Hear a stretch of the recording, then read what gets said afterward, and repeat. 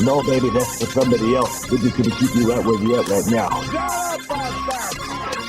doesn't matter what you think. The Wrestling Realm presents Break It Down with Bryan H. Hello, ladies and gentlemen. Welcome to this episode of Break It Down with Bryan H. I'm your host, Bryan H. Waters.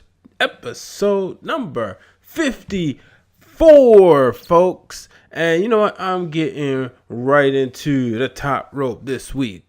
Going up to the top rope. It's time for this week's Top Rope segment of the week.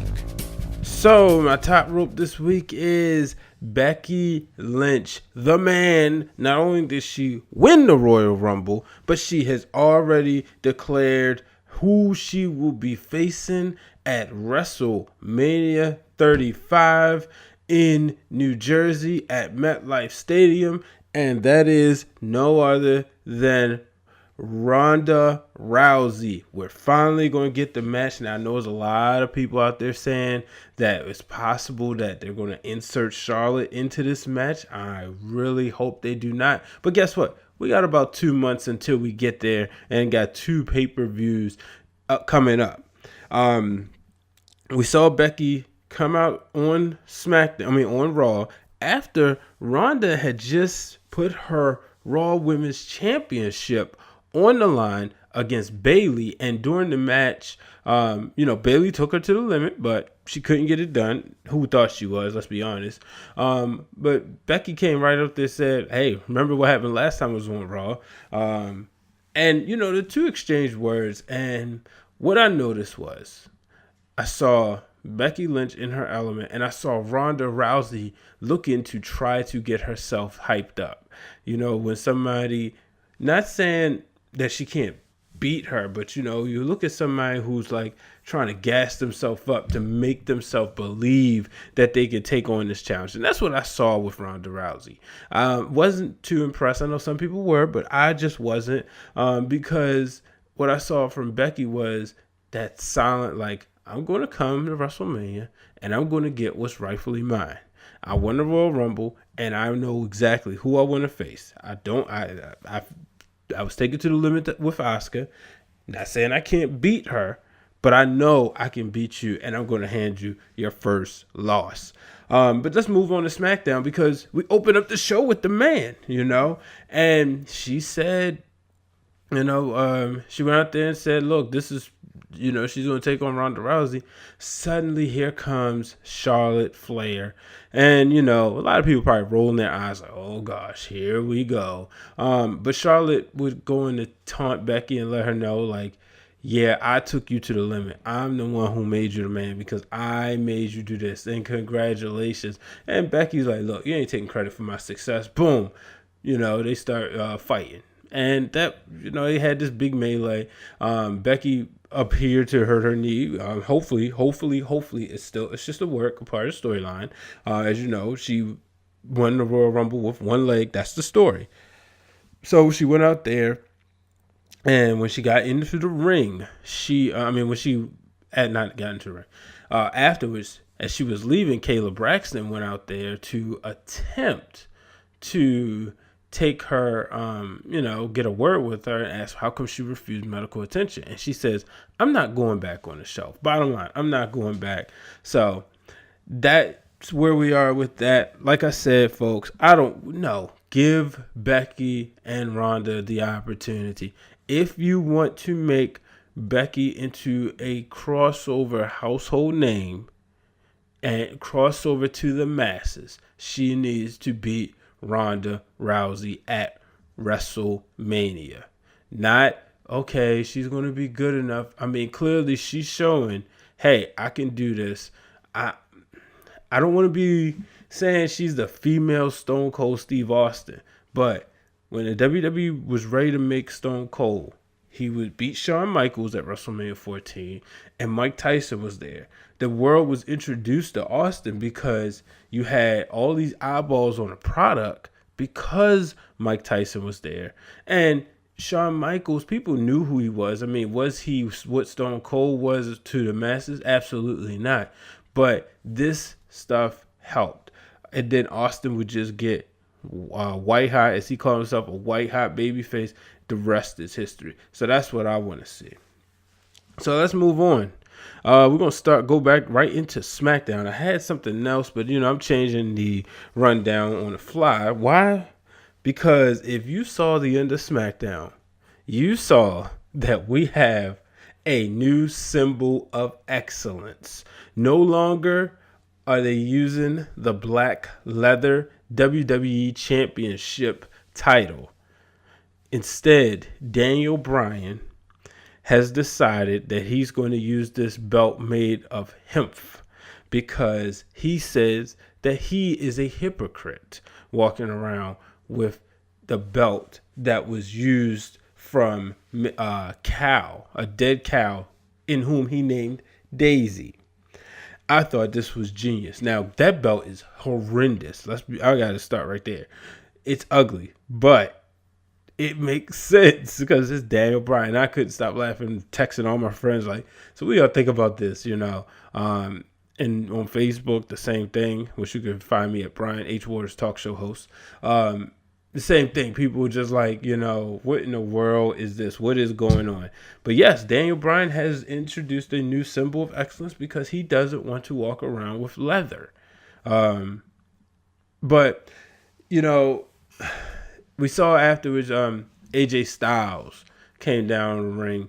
And then, they went to like a commercial break and they come back. Jeff Hardy, AJ Styles, Randy Orton, and Mustafa Ali all in the ring. And then here comes Samoa Joe and just absolutely owns everybody. Even told Randy Orton, we haven't done nothing yet, but I will devenomize you or something. Told Mustafa Ali, you're in a ring with a man, you're a boy amongst men, Then he even went to Jeff Hardy and kept saying stuff about shouldn't you be back at your AA meeting and stuff like that. I'm like, wow, like this dude is not playing around. And of course he gets in the ring with AJ and say, how's our girl Wendy doing? We all know the story with that. Caused him to get slapped. There's a big brawl. You could see if you watch closely, as he was getting in the ring, suddenly but surely, Daniel Bryan is sliding out the ring. Like, I don't want nothing to do with this. And because he did that, that's what, he told them stop because you guys are never going to be champion because I'm going to hold on this title forever. Then suddenly Triple H appears on the screen and lets Daniel Bryan know, guess what? You will be defending not just against one, but you'll be defending against all of them at the Elimination Chamber. So, what a match that's going to be. I see Daniel Bryan remaining WWE champion. But guess what? Stranger things have happened. I mean, John Cena beat AJ Styles in 2017. And then in the Elimination Chamber. No, at Royal Rumble. And then at the Elimination Chamber, it was Bray Wyatt walking away. Could this be Samoa Joe's time? That's something to think about. Could this be Samoa Joe's time? I think Mustafa Ali is too soon, but only time will tell. And let's move on to the Universal Championship. But before we get there, Seth freaking Rollins, the Royal Rumble winner, the men's Royal Rumble winner, came out on Monday Night Raw. And, he said he wasn't going to do it, but he had to do it because it was a dream. And he pointed to the WrestleMania sign. And as he pointed to the WrestleMania sign, he just let everybody know, like, yes, I'm going to make a decision. I have to think about it. But then suddenly the game's music hit. The COO, Triple H. And Triple H said, look, this is a machine. And we gotta keep rolling.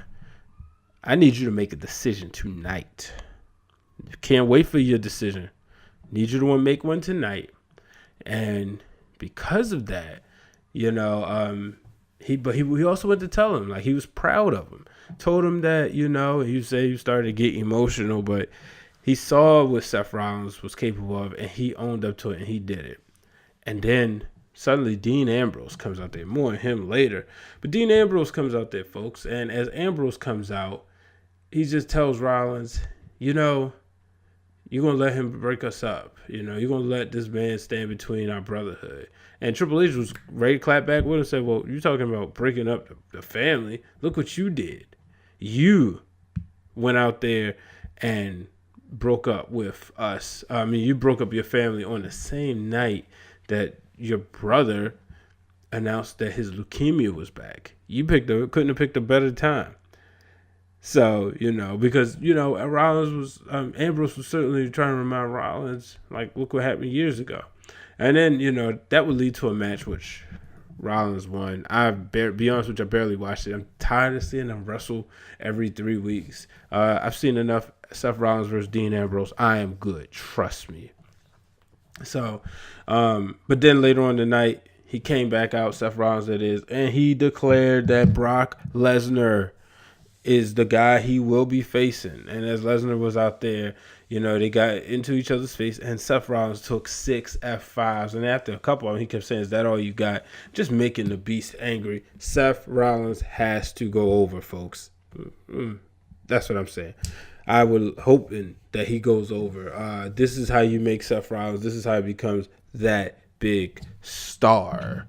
So, and then let's talk about it. Dean Ambrose, folks. He's leaving. So, WWE put out a statement, and it reads as follows. Dean Ambrose, in parentheses, Jonathan Good, will not be renewing his contract with WWE when it expires in April. We are grateful and appreciative of all that Dean has given to WWE and our fans. We wish him well and hope one day that Dean will return to the WWE. Is this a work? I know some people are saying it's a work. Some people are saying no, it's not. Dean is leaving. Dean is gone. I'm honestly good either way. I have not been a Dean Ambrose advocate or fan since the early days of the Shield and right after the Shield broke up. I remember when he became champion on the night Money in the Bank when Roman lost to Seth, and then Seth lost to a cashing in Dean who had won the Money in the Bank contract earlier that night, which is also the same night LeBron James and the Cleveland Cavaliers beat the Golden State Warriors to earn Cleveland's first title. And I thought it was cool because you had Ambrose, who was a Ohio guy, winning on the same night as Cleveland won. But it was exciting. It's like, okay, Dean Ambrose is finally WWE champion. Where are they going with here? But then fast forward, I was excited for his matchups with Dolph Ziggler at SummerSlam that year. But that's it. That's all I really remember. Because then AJ Styles got that title, and AJ Styles got hotter than ever. So to say, to say that, hey, Dean Ambrose is going to be missed, I can't really say so. Sorry. But I'm going to go ahead and take a break. I'm going to give you, I got a word from my homie, K&N. Hey, what's up, everyone? It's your girl, Kelsey Nicole Nelson, host of Listen In with K&N on Fox Sports Radio, 96.9 FM and 1340 AM.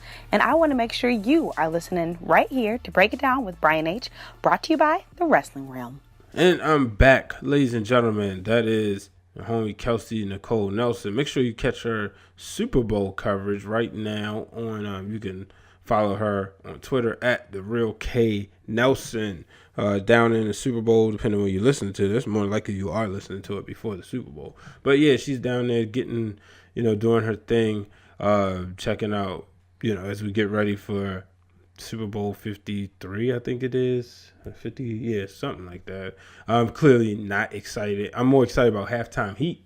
Because yes, Halftime Heat is returning. If you didn't check it out, we have Ricochet, Velveteen Dream, and I'm looking right at Aleister Black. Is it Aleister Black? Yeah. Taking on the former DIY. I'm so sorry, I'm drawing blank. Tommaso Ciampa, Johnny Gargano, and Adam Cole, baby. So that should be interesting as we get set to go into we on the road to WrestleMania.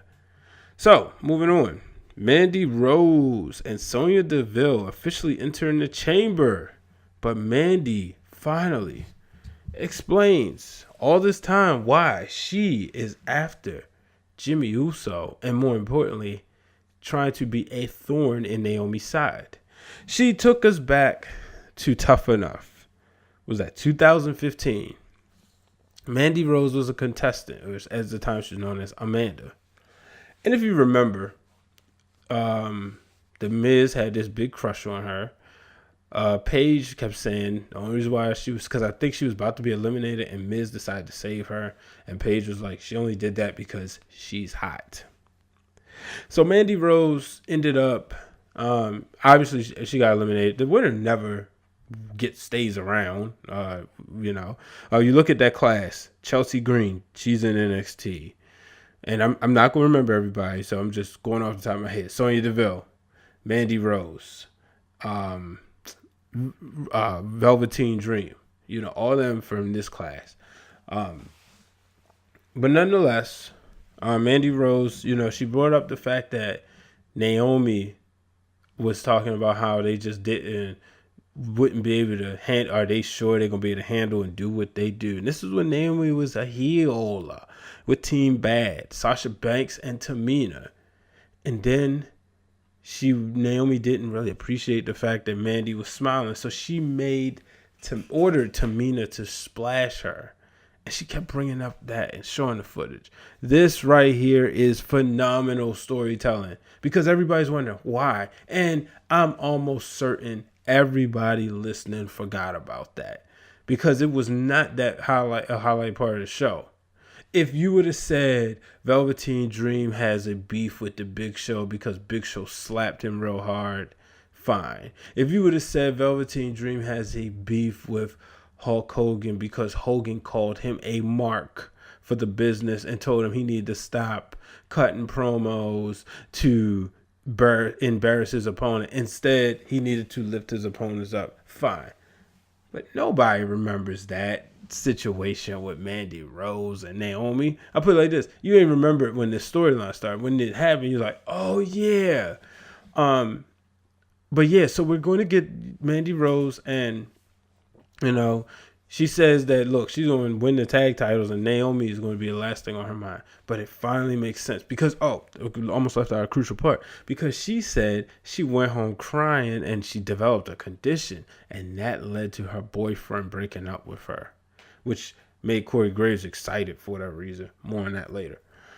So this was, like I said, phenomenal storytelling. We know Sonya Deville and Mandy Rose will be in the tag team elimination chamber match for the I ain't gonna call them inaugural because I do know there was some women's tag team champions before, but for the vacant or the reintroduced women's tag team titles. We saw Dana Brooke and Natalya team up to take on the Riot Squad.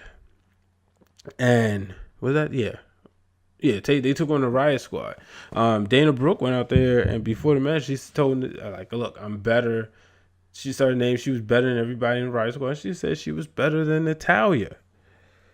And it's like, Dana, you don't make your tag partner mad before the match. And she ended up costing, by, accidental bump, of course, but she ended up costing them the match. So, I'm wondering what are they doing with Dana Brooke? I'm a huge fan. Really want to see her in a better spot, but I'm just like, oh man, what's going on? So I really want to know what's going to happen with her. But look, we did see, the Riot Squad. They're going to be in there. They could win it. Right now, the next team that I'm about to talk about, I said from day one, I think they're going to win, and that is Tamina and Nia Jax. I mean, it just would make sense to monsters. They're not like most girls, but they defeated Alexa Bliss and Mickie James, which I think they're going to find their way in that match. I think, I think they got 7 teams, but they'll find their way in that match. I'm not worried about that at all. Maybe it's 6 teams. It should be 6 teams because it's 4 pods. Yeah, but that's another thing that's going to be interesting. It's going to get hot in there. We got a tag team chamber match. Why? Sheesh. But moving on. We got a new United States champion, folks. R-Truth. What a weird exchange of events. Is this a botch or is this real? R-Truth pinned Shinsuke Nakamura and became the new United States champion. You see Nakamura and the referee arguing. Now, for those who do not know, as we know, wrestling is predetermined. However, to maintain the integrity, a referee is always told that he's supposed to count every count all the way through. Even if he knows the finish, it is not his fault. It is the wrestler's fault if they don't get up. So, was that supposed to happen? Did Shinsuke not move soon enough? Did the timekeeper hit the bell too fast? So it makes you wonder, okay, so that looked confusing. But then you're like, no, WWE's too smart for that, right? Because then here comes Rusev, and he's upset because he didn't get his, he lost the title. But hey, there's no more automatic rematch clauses. And then he challenges R-Truth for the title right away. And I'm like, oh, man, R-Truth had the belt. We know this comedy act. Because one of the things is he got in the title match because he didn't get an opportunity after earning a 30th spot in the Rumble. He didn't get an opportunity to compete in the Rumble because Nia Jax took him out. But then he ended up beating Rusev. Then here comes Shinsuke. And they banked him. Now, these two guys have been going at it for weeks. Even in this case, they both beat up, they just had a battle on Sunday at the Royal Rumble. And now all of a sudden they're tag partners or they teaming up in this. But that would lead to down the line later on in the night where we would see them, we saw Rusev being confronted by the OG Bullet Club, the Good Brothers, Anderson and Gallows, and they said, look, that wasn't cool. How about y'all team up and go against us? And that's going to take place next week, I believe. I'm ready to see that. Let's get Anderson and Gallows going, man. Let's get them guys going. But I'm really going to see. So, and that right there makes you think, okay, was that part written on a fly or was that really supposed to happen? Maybe R-Truth is supposed to be United States champion. Guess what? It will be featured on this week's Wrestling for the Culture. And you best believe he will get the cover. So that makes me happy. Also, tag team action. We saw the Hype Bros, Zack Ryder and Kurt Hawkins teaming up this week on Raw. Unfortunately, they fell to the Revival. And then we saw Shane McMahon and Miz celebrate, which Shane McMahon put together this video package. We saw him put together his video package and whatnot. So that was pretty cool. They're the tag champs. Let's see where this goes. I think somebody said, to be honest with you, I kind of dozed in and out. But I do think somebody said Miz's dad wasn't there. So that's an interesting storyline. They said Miz will beat him. Miz will beat up his dad. And then we crowned new number 1 contenders. One, we got to see Heavy Machinery on SmackDown, where they have 4 corners tag team match, 4-way tag team match, however you want to call it. It was the Usos, the New Day, Heavy Machinery, and the Bar. We saw the Big Dude and Big E kind of doing a weird exchange. Heavy Machinery would pin the New Day, but then they would lose. And the Usos are the number 1 contenders. I think they go ahead and beat Shane and Miz at the Elimination Chamber. And guess what? Hopefully the Usos will get on WrestleMania's main card 2 years in a row. All right, now it's time for the tapped out. And guess what, folks? I got 2 of them this week. So I'm going to roll the sound once, but I got 2 tapped out. Here's our tapped out segment of the week. All right, folks. Tapped out this week.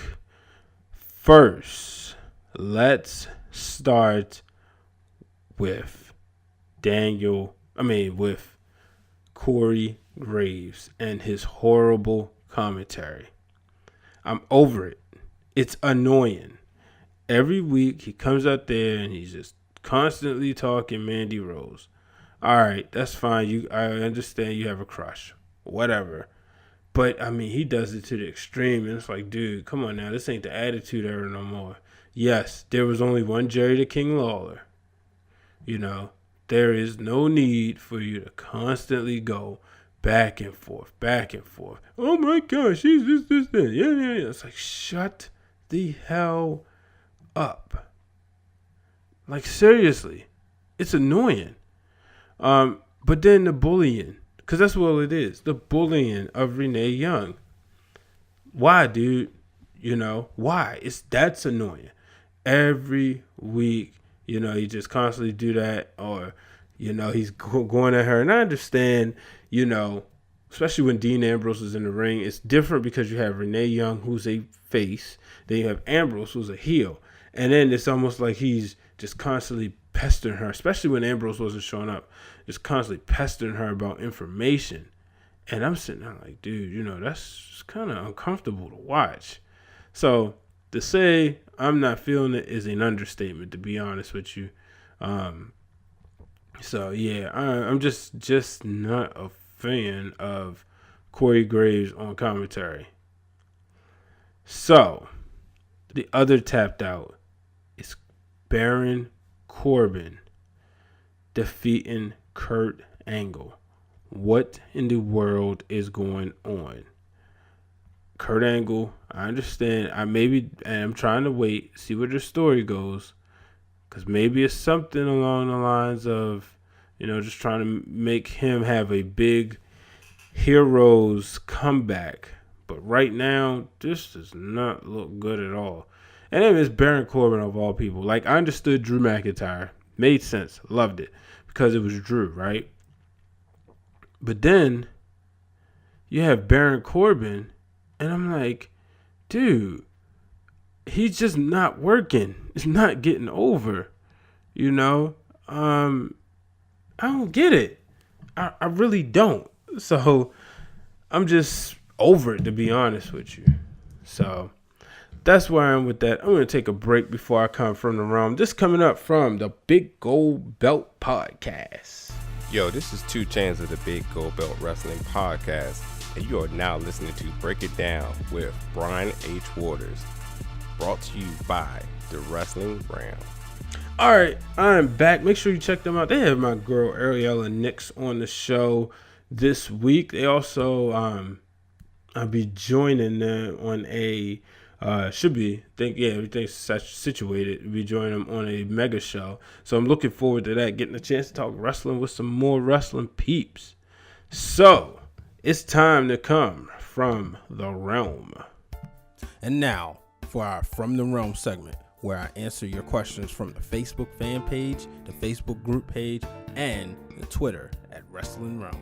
All right, from the Wrealm this week, we're going to start off with my boy, the Shark, Sean Williams, also the host of the Shark Attack and Variety Bites. You hear me promo him every week. He always asks questions, so if you ain't listening, you should be. First question is, since Drew didn't win the Royal Rumble, what do you see as the next thing for him heading into Mania? That is a good question. Oh man, it's really hard to tell. I think that maybe if there's a multi-man Intercontinental Championship match, that would be the easy thing to do. I tell you one thing I wouldn't mind seeing, if somehow he was the guy to face Triple H this year. I think that would be cool. How you get there, I don't know yet, but I just think that would be something cool, something different. Next question. Who should it be to take on Ciampa at TakeOver Brooklyn? Ricochet or Adam Cole? Oh, man. These two, I gotta go with Ricochet. Why not? Adam Cole.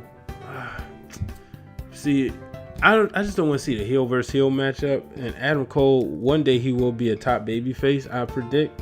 But right now, in Brooklyn. I just don't think you want to do a heel versus heel matchup. I do think, Ricochet and Ciampa will put on a phenomenal match. And remember, you're going up against the other shows. I guess you're still going up against the New Japan Ring of Honor show at the Garden. Or maybe they might switch the dates. But nonetheless, you got to bring it this weekend, so you got to get all things lined up. And I said, which do you see better for Velveteen Dream? Challenging Ciampa again or challenging Gargano? Well, I'll say this. I was hoping we was going to get Ciampa and Gargano at Brooklyn, because that would be, and hoping that would be the ultimate climax, but unfortunately we look like we're not. But for far as Velveteen Dream is concerned, I think it'd be better for him to challenge Gargano.